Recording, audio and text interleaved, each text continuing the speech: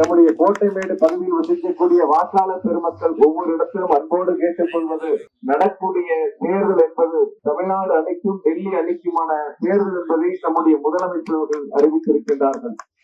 இந்த தேர்தல் களத்தில் நம்முடைய கோட்டைமேடு பகுதியில் இருக்கக்கூடிய வாக்காளர் பெருமக்கள் எவரேனும் ஒருவர் யாருக்கேனும் மாற்றி வாக்களித்தால் மறைமுகமாக அது டெல்லிக்கு வழங்கக்கூடிய ஆதரவான சூழ்நிலையாக அமைந்துவிடும். அந்த வகையில் கோட்டைமேட்டை சார்ந்திருக்கக்கூடிய அத்துணை வாக்காளர் பெருமக்களும் 2026 சட்டமன்ற தேர்தலில் அனைவரும் ஒன்றுபட்டு உதயசூரியன் சின்னத்திற்கு வாக்களித்து ஒரு மகத்தான வெற்றியை உருவாக்கி தாருங்கள் என்ற வேண்டுகோளை உங்கள் பாதங்களிலே வைத்து முதலமைச்சர் அவர்கள் நம்முடைய கோவை மாநகராட்சிக்கு இந்த 5 ஆண்டுகளில் 8200 கோடி ரூபாய் மதிப்பிலான வளர்ச்சி திட்டங்களை வழங்கி இருக்கின்றார்கள்.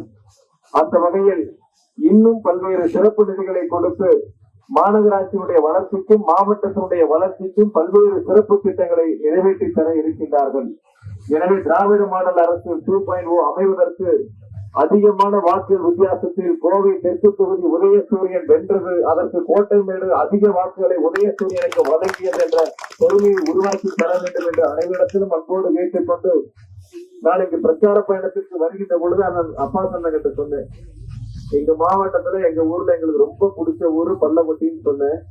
அப்ப அவர் திருப்பி சொன்னாரு, இல்ல இனிமேல் உங்களுக்கு கோட்டைமேடு தான் பிடிக்கும் அப்படிங்கிற கருத்தை சொன்னாரு. அந்த அளவிற்கு உங்கள் இல்லத்தில் ஒருவனாக, உங்களுக்கு சகோதரனாக, உங்களுடைய தேவைகளை கோரிக்கைகளை கேட்டு பெற்று நிறைவேற்றக்கூடிய ஒரு எளிய தொண்டனாக, உங்களில் ஒருவனாக, உங்கள் வீட்டு சகோதரனாக பணியாற்றுவேன் என்ற உறுதியை மட்டும் உங்களுக்கு அன்போடு தெரிவித்துக் கொண்டு, முதலமைச்சர்கள் வழங்கியிருக்கக்கூடிய தேர்தல் அறிக்கையின்படி அத்துணை திட்டங்களையும் முழுமையாக நம்முடைய பகுதிகளுக்கு கொண்டு வந்து சேர்ப்போம் என்ற உறுதியை மட்டும் உங்களுக்கு அன்போடு தெரிவித்துக் கொண்டு, அனைவரும் ஒன்றுபட்டு வாக்களிப்பீர் உதயசூரியன், வெற்றி பெற செய்வீர் உதயசூரியன். நன்றி, வணக்கம்.